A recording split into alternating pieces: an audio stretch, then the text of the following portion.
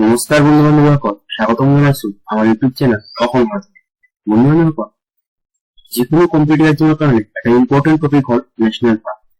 যেহেতু আমাৰ অসমত আগন্তুক দিনবোৰত বহুতো কম্পিউটাৰ এক্সাম হ'বলৈ গৈ আছে, সেইকাৰণে এটা ইম্পৰ্টেণ্ট টপিক হ'ল অসমৰ ৰাষ্ট্ৰীয় উদ্যান। বন্ধু বান্ধৱসকল, আপোনালোকৰ সুবিধাৰ কাৰণে মাত্ৰ এটা ভিডিঅ'তে নেশ্যনেল পাৰ্কৰ বিষয়ে সম্পূৰ্ণ ধাৰণা বা সম্পূৰ্ণ প্ৰশ্নৰ উত্তৰ আপোনালোকে পাই যাব এইটো ভিডিঅ' চালে। এইটো ভিডিঅ' চাওক আৰু আগন্তুক কম্পিউটাৰ এক্সামত সকলো প্ৰশ্ন কভাৰ কৰক। আহক বন্ধুসকল, ভিডিঅ'টো আৰম্ভ কৰোঁ। বৰ্তমান অসমত 7খন ৰাষ্ট্ৰীয় উদ্যান আছে, আমি সকলোৱে জানো। প্ৰথমে আমি আলোচনা কৰিম কাজিৰঙা ৰাষ্ট্ৰীয় উদ্যানৰ বিষয়ে। কাজিৰঙা ৰাষ্ট্ৰীয় উদ্যান স্থাপিত হৈছিল 1974 চনত। অৱস্থান হ'ল নগাঁও, গোলাঘাট আৰু মাটিকালি হ'ল 450 বৰ্গ কিলোমিটাৰ। বন্ধু-বান্ধৱসকল, পৰীক্ষাত সঘনাই আহি থাকে যে কাজিৰঙা ৰাষ্ট্ৰীয় উদ্যান কেতিয়া স্থাপিত হৈছিল, ইয়াৰ অৱস্থান ক'ত আৰু ইয়াৰ মাটিকালি কিমান। আপোনালোকে তিনিটা প্ৰশ্ন একেবাৰে ইজিলি পাই গ'ল। চব স্থাপিত হৈছিল 1974 চনত, অৱস্থান হ'ল নগাঁও, গোলাঘাট, মাটিকালি কিমান 450 বৰ্গ কিলোমিটাৰ। এইকেইটা প্ৰশ্নৰ বাদেও আৰু কেইটামান মেইন টপিক ইম্পৰ্টেণ্ট পইণ্টছ আছে কাজিৰঙা ৰাষ্ট্ৰীয় উদ্যানৰ বিষয়ে। আহক আমি আলোচনা কৰো। ইম্পৰ্টেণ্ট পইণ্টছ নম্বৰ 1, কাজিৰঙা ৰাষ্ট্ৰীয় উদ্যানৰ মাজেৰে কি নদী পাৰ হৈ গৈছে? কাজিৰঙা ৰাষ্ট্ৰীয় উদ্যানৰ মাজেৰে ব্ৰহ্মপুত্ৰ নদী পাৰ হৈ গৈছে। নেক্সট 2, পৃথিৱীৰ 2/3 এশিঙীয়া গড় কাজিৰঙাত আছে। পৰীক্ষাত প্ৰশ্ন আহিব পাৰে যে পৃথিৱীৰ 2/3 গড় কোনখন ৰাষ্ট্ৰীয় উদ্যানত আছে? আপোনালোকে ইজিলি এনচাৰ কৰিব পাৰিব, কাজিৰঙা ৰাষ্ট্ৰীয় উদ্যানত আছে। নেক্সট পইণ্ট হওক, 1 জুন 1905 চনত কাজিৰঙা সংৰক্ষিত বনাঞ্চল ঘোষণা কৰে। কিমান চনত? 1 জুন 1905 চনত কাজিৰঙা সংৰক্ষিত বনাঞ্চল ঘোষণা কৰে। নেক্সট পইণ্ট হওক, 1916 চনত কাজিৰঙা অভয়াৰণ্য হিচাপে ঘোষণা কৰে। প্ৰশ্ন আহিব পাৰে যে কাজিৰঙা ৰাষ্ট্ৰীয় উদ্যানক কেতিয়া অভয়াৰণ্য হিচাপে ঘোষণা কৰিছিল? 1916 চনত। নেক্সট পইণ্ট হওক, 1950 চনত কাজিৰঙা বন্যপ্ৰাণী অভয়াৰণ্য হিচাপে ঘোষণা কৰে। পৰীক্ষাত প্ৰশ্ন আহিব পাৰে যে কাজিৰঙা বন্যপ্ৰাণী অভয়াৰণ্য হিচাপে কেতিয়া ঘোষণা কৰিছিল? 1950 চনত। নেক্সট পইণ্ট হওক, 1968 চনত অসম ৰাষ্ট্ৰীয় উদ্যান আইনৰ জৰিয়তে 1974 চনত কাজিৰঙাক ৰাষ্ট্ৰীয় উদ্যান ঘোষণা কৰে। পৰীক্ষাত সঘনাই আহি থাকে যে কাজিৰঙা ৰাষ্ট্ৰীয় উদ্যানত স্থাপিত কৰা হৈছিল 70 বছৰত। কিন্তু এইটো প্ৰশ্ন আহি থাকে যে কোনটো আইনৰ জৰিয়তে কাজিৰঙাক ৰাষ্ট্ৰীয় উদ্যান লৈ ৰূপান্তৰিত কৰা হৈছিল? সেইটো আইন হৈছে 1968 চনত অসম ৰাষ্ট্ৰীয় উদ্যান আইন। নেক্সট পইণ্ট হওক বন্ধুসকল, 1985 চনত কাজিৰঙাক ইউনেস্কোৰ দ্বাৰা বিশ্ব ঐতিহ্য ক্ষেত্ৰ ঘোষণা কৰে। পৰীক্ষাত প্ৰশ্ন আহিব পাৰে যে কাজিৰঙা বিশ্ব ঐতিহ্য ক্ষেত্ৰ হয়নে? হয়। 1985 চনত কাজিৰঙা ইউনেস্কোৰ দ্বাৰা বিশ্ব ঐতিহ্য ক্ষেত্ৰ ঘোষণা কৰে। চনটো মনত ৰাখিব, বহুত ইম্পৰ্টেণ্ট চন হয়। আৰু কাৰ দ্বাৰা? ইউনেস্কোৰ দ্বাৰা। নেক্সট পইণ্ট হওক, কাজিৰঙাক গড় সংৰক্ষণৰ দাবী মিৰি কাৰ্জনে কৰিছিল। প্ৰশ্ন আহি থাকে যে কাজিৰঙাক গড় সংৰক্ষণৰ দাবী কোনে কৰিছিল? কাজিৰঙা প্ৰথমে গড় সংৰক্ষণৰ দাবী মিৰি কাৰ্জনে কৰিছিল। নেক্সট প্ৰশ্ন, নেক্সট পইণ্ট, 3 আগষ্ট 2007 চনত কাজিৰঙাক ব্যাঘ্ৰ প্ৰকল্প ঘোষণা কৰে। Tiger project. কিমান চনত? 2007 চনত কাজিৰঙাক ব্যাঘ্ৰ প্ৰকল্প ঘোষণা কৰে। নেক্সট পইণ্ট হওক, কাজিৰঙাৰ 15টা প্ৰজাতি IUCN-ৰ তালিকাত অন্তৰ্ভুক্ত হৈছে। IUCN ফুল ফৰ্মটো আপোনালোকে বহুত ইম্পৰ্টেণ্ট হয়, যিকোনো এক্সামত দিব পাৰে। IUCN-ৰ সম্পূৰ্ণ ৰূপটো হ'ল international union for conservation nature.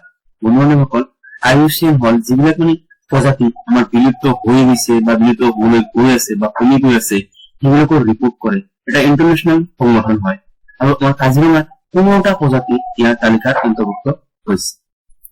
Next point হওক, 2011 চনৰ চেন্সাছ মতে কাজিৰঙাত 2413টা গড় আছে। প্ৰশ্নত আহিব পাৰে যে 2011 চেন্সাছ মতে কাজিৰঙাত কেইটা গড় আছে? আপোনালোকে ডাইৰেক্ট এনচাৰ কৰিব পাৰিব, 2413টা গড় আছে। নেক্সট পইণ্ট হ'ল অসমৰ দ্বিতীয় বৃহৎ ৰাষ্ট্ৰীয় উদ্যান। অসমৰ দ্বিতীয় বৃহৎ ৰাষ্ট্ৰীয় উদ্যান হৈছে কি? কাজিৰঙা ৰাষ্ট্ৰীয় উদ্যান। প্ৰথমটো হ'ব, আহক আমি ভিডিঅ'টো চাই থাকো। তাৰপিছত আমি আলোচনা কৰিম মানাহ ৰাষ্ট্ৰীয় উদ্যান। আহক প্ৰথম স্থাপিত হৈছিল কেতিয়া? মানাহ ৰাষ্ট্ৰীয় উদ্যান স্থাপিত হৈছে 1995 চনত। অৱস্থিতি হল বাক্সা জিলা আৰু ইয়াৰ মাটিকালি হল 500 বৰ্গ কিলোমিটাৰ। ইম্পৰ্টেন্ট পইণ্ট হল মানাহ ৰাষ্ট্ৰীয় উদ্যানৰ মাজেৰে মানাহ নদী পাৰ হৈ গৈছে।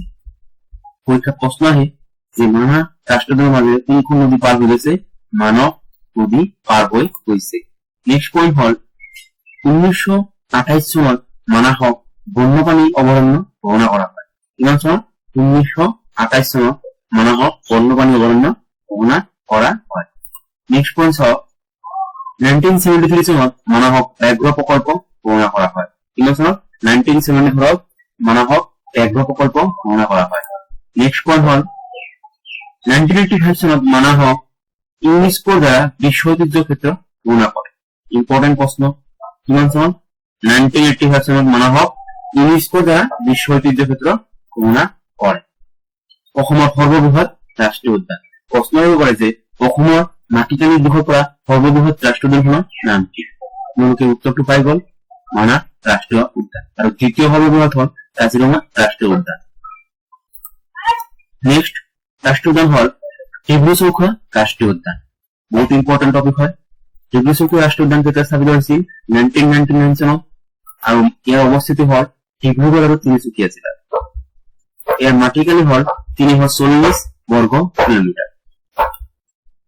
ইম্পৰ্টেন্স পইণ্ট হল ডিব্ৰু আৰু চৈখোৱা দুটা বেলেগ বেলেগ আছিল। ডিব্ৰু আৰু চৈখোৱা দুয়োখনক 1990 আৰু 1929 চনত সংৰক্ষিত বনাঞ্চল ঘোষণা কৰা হয়। সংৰক্ষিত বনাঞ্চল ঘোষণা কৰা হৈছিল তেতিয়া ডিব্ৰুক 1990 চনত আৰু চৈখোৱাক 1929 চনত। নেক্সট পইণ্ট হওক 1995 চনত দুয়োখনক একেলগ কৰি ডিব্ৰু-চৈখোৱা অভয়াৰণ্য ঘোষণা কৰা হয়। 1995 চনত দুয়োখনক একেলগ কৰি ডিব্ৰু-চৈখোৱা অভয়াৰণ্য ঘোষণা কৰা হয়। নেক্সট ইম্পৰ্টেন্ট পইণ্ট হওক 1997 চনত 1997 চনত ডিব্ৰু-চৈখোৱা সংৰক্ষিত জৈৱমণ্ডল হিচাপে ঘোষণা কৰে। পৰীক্ষাত প্ৰশ্ন আহিব পাৰে যে ডিব্ৰু-চৈখোৱাক কেতিয়া সংৰক্ষিত জৈৱমণ্ডল হিচাপে ঘোষণা কৰে? আৰু উত্তৰ হ'ব 1997 চনত। নেক্সট ইম্পৰ্টেন্ট হল পইণ্ট হল 1999 চনত ৰাষ্ট্ৰীয় উদ্যান হিচাপে ঘোষণা কৰা হয় ডিব্ৰু-চৈখোৱা। নেক্সট ইম্পৰ্টেন্ট পইণ্ট হল চাওক বনৰীয়া ঘোঁৰাৰ কাৰণে বিখ্যাত। আমাৰ প্ৰশ্ন আহিয়ে থাকে, যিকোনো কম্পিউটাৰ এক্সামত সঘনাই সুধি থাকে যে অসমৰ কোনখন ৰাষ্ট্ৰীয় উদ্যান বনৰীয়া ঘোঁৰাৰ কাৰণে বিখ্যাত? আপোনালোকে উত্তৰটো পাই গল, ডিব্ৰু-চৈখোৱা ৰাষ্ট্ৰীয় উদ্যান। নেক্সট হল আমাৰ নামেৰি ৰাষ্ট্ৰীয় উদ্যান। নামেৰি ৰাষ্ট্ৰীয় উদ্যান স্থাপিত হৈছিল 15 নৱেম্বৰ 1998 চনত। ইয়াৰ অৱস্থান হল শোণিতপুৰ জিলাত আৰু মাটিকালি হল 200 বৰ্গ কিলোমিটাৰ। মেইন পইণ্ট বিলাক হল চাওক নামেৰিৰ মাজেৰে জীয়া বৰালী নদী পাৰ হৈ গৈছে। পৰীক্ষাত প্ৰশ্ন আহিব পাৰে যে নামেৰিৰ মাজেৰে কোনখন নদী পাৰ হৈ গৈছে? অপশ্যন উত্তৰ হ'ব জীয়া বৰালী। নেক্সট ইম্পৰ্টেন্ট পইণ্ট হল 17 অক্টোবৰ 1978 চনত সংৰক্ষিত বনাঞ্চল ঘোষণা কৰা হয়। 1978 চনত 17 অক্টোবৰত সংৰক্ষিত বনাঞ্চল ঘোষণা কৰা হয় নামেৰি ৰাষ্ট্ৰীয় উদ্যানক। নেক্সট পইণ্ট হল 10 ছেপ্টেম্বৰ 1985 চনত নামেৰি অভয়াৰণ্য হিচাপে ঘোষণা কৰা হয়। নামেৰি কেতিয়া অভয়াৰণ্য হিচাপে ঘোষণা কৰা হয়? 10 ছেপ্টেম্বৰ 1985 চনত। নেক্সট ইম্পৰ্টেন্ট পইণ্ট হল 2000 চনত নামেৰি ব্যাঘ্ৰ প্ৰকল্প ঘোষণা কৰা হয়। কিমান চনত? 2000 চনত নামেৰি ব্যাঘ্ৰ প্ৰকল্প ঘোষণা কৰা হয়। নেক্সট ইম্পৰ্টেন্ট পইণ্ট হল নেক্সট ৰাষ্ট্ৰীয় উদ্যান হল ওৰাং ৰাষ্ট্ৰীয় উদ্যান আৰু বহুত ইম্পৰ্টেন্ট হয় আৰু সঘনাই প্ৰশ্ন সুধি থাকে। ওৰাং ৰাষ্ট্ৰীয় উদ্যান স্থাপিত হৈছিল 1999 চনত 13 এপ্ৰিল তাৰিখে আৰু ইয়াৰ অৱস্থান হল দৰং আৰু শোণিতপুৰ জিলাত। বহুত ইম্পৰ্টেন্ট প্ৰশ্ন হয় যে ওৰাং ৰাষ্ট্ৰীয় উদ্যান কোনখন জিলাত অৱস্থিত? তাতে অপশ্যনে থাকে, দৰংপুৰো থাকেই। দৰং আৰু শোণিতপুৰ দুটা জিলাতেই আমাৰ ওৰাং ৰাষ্ট্ৰীয় উদ্যান অৱস্থান আছে। আৰু ইয়াৰ মাটিকালি হল 78.81 বৰ্গ কিলোমিটাৰ। আপোনালোকে বহুত মনত ৰাখিব, বহুত ইম্পৰ্টেন্ট ফেক্ট হয় এইটো যে ওৰাং ৰাষ্ট্ৰীয় উদ্যানৰ মাটিকালি কিমান? 78.81 বৰ্গ কিলোমিটাৰ। আৰু মেইন পইণ্ট বিলাক হ'ল চাওক 1985 চনত ওৰাঙক অভয়াৰণ্য হিচাপে ঘোষণা কৰা হয়। ওৰাং ৰাষ্ট্ৰীয় উদ্যান 1985 চনত ওৰাং অভয়াৰণ্য হিচাপে ঘোষণা কৰা হয়। নেক্সট ইম্পৰ্টেন্ট পইণ্ট হল ওৰাং ৰাষ্ট্ৰীয় উদ্যানক মিনি কাজিৰঙা বুলি জনা যায়। মিনি কাজিৰঙা বুলি জনা যায় কিয়?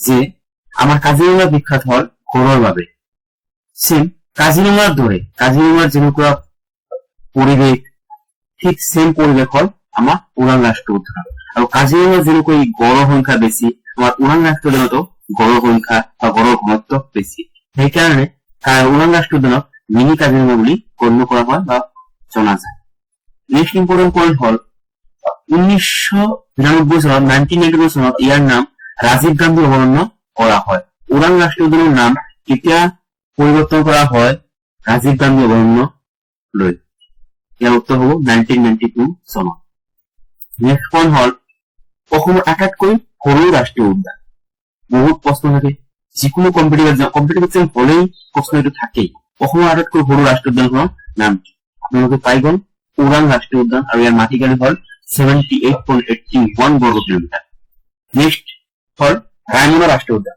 কেইদিনমান আগতে ৰাষ্ট্ৰীয় উদ্যানত ৰূপান্তৰিত হল আমাৰ ৰায়মনা ৰাষ্ট্ৰীয় উদ্যান ৰায়মনা ৰাষ্ট্ৰীয় উদ্যানৰ স্থাপিত হল 5 জুন 2021 আৰু ইয়াৰ অৱস্থান হল কোকৰাঝাৰ জিলা ইয়াৰ মাটিকালি হল 422 বৰ্গ কিলোমিটাৰ ইম্পৰ্টেণ্ট ফেক্ট হল সোণালী বান্দৰৰ কাৰণে বিখ্যাত ৰায়মনা ৰাষ্ট্ৰীয় উদ্যান কিহৰ বাবে বিখ্যাত সোণালী বান্দৰৰ কাৰণে বিখ্যাত আৰু নেক্সট পইণ্ট হল ৰায়মনাত পোৱা সোণালী বান্দৰক বড়োলেণ্ডৰ শুভঙ্কৰ বুলি গণ্য কৰা হয় প্ৰশ্ন আহিব পাৰে যিহেতু কাৰেণ্ট এফেয়াৰ্ছ ৰিলেটেড হয় কেইদিনমান আগতে হৈছে প্ৰশ্ন আহিব পাৰে যে বড়োলেণ্ডৰ শুভঙ্কৰ বুলি কাক গণ্য কৰা হয় কি হব সোণালী বান্দৰ ৰায়মনাত পোৱা সোণালী বান্দৰক বড়োলেণ্ডৰ শুভঙ্কৰ বুলি গণ্য কৰা হয় নেক্সট হল আমাৰ দিহিং পাটকাই একেবাৰে নতুন ৰাষ্ট্ৰীয় উদ্যান হল আমাৰ দিহিং পাটকাই চাওক দিহিং পাটকাই স্থাপিত হৈছে 9 জুন 2021 চনত আৰু ইয়াৰ অৱস্থান হল ডিব্ৰুগড় আৰু তিনিচুকীয়া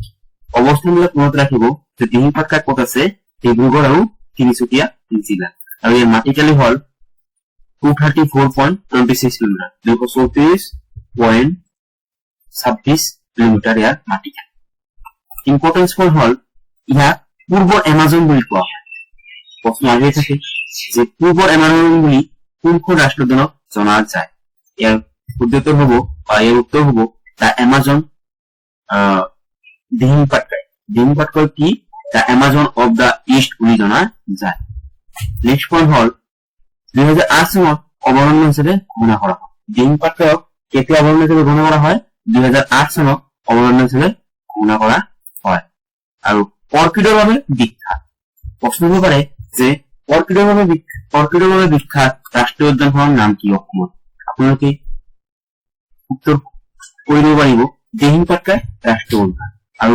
কেইবিধ প্ৰজাতিৰ অৰ্কিড দেখিবলৈ পোৱা যায় 101 প্ৰজাতিৰ অৰ্কিড দেখিবলৈ পোৱা যায় বন্ধুসকল আমাৰ নেশ্যনেল পাৰ্কৰ সম্পূৰ্ণ টপিক আমি কভাৰ কৰিলো আশা কৰো ইয়াৰ মাজতে সকলো প্ৰশ্ন হ'ব ভিডিঅ'টো যদি ভাল লাগিছে like comment share and subscribe কৰিব আৰু ভিডিঅ'টো সম্পূৰ্ণ চোৱাৰ বাবে